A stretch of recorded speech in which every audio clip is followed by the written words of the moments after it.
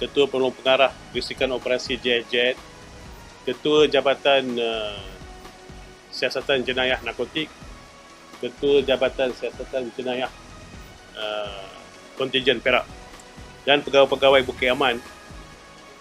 Pada petang ini saya ingin berkongsi kejayaan PDRM dalam membongkar stor penyimpanan dadah jenis metafetamin dan MDMA di Perak yang dianggarkan bernilai ringgit Malaysia 37.3 juta.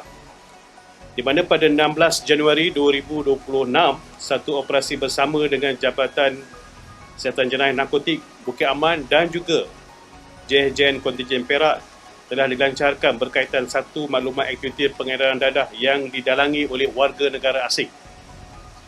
Ekoran daripada serbuan ini di sebuah rumah banglo sekitar Ipoh, Perak, dan berjaya menangkap 2 orang suspek yang dipercayai terlibat dalam sindiket aktiviti pengedaran dadah.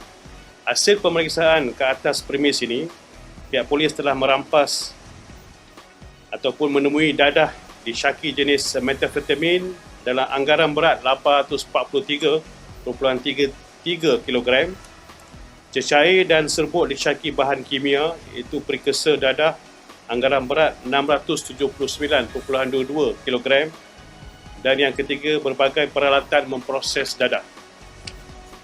Pemeriksaan lanjut ke atas premis ini di mana di kawasan parkir kereta telah dijumpai sebanyak anggaran berat 618.24 kg bahan yang telah diproses menjadi ketulan campuran semen yang didapati dalamnya mengandungi dadah jenis MDMA ataupun ekstasi.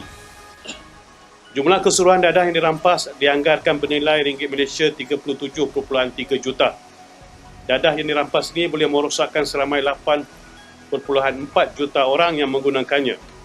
Sindiket ini dipercayai aktif sejak bulan Disember 2024, di mana modus operandi sindiket ini yang dipercayai sindiket antarabangsa yang melibatkan warga negara asing yang berperanan sebagai koordinator, menyewa kediaman elit sebagai lokasi strategik untuk stor penyimpanan dadah sebelum diedarkan di pasaran tempatan dan juga antarabangsa.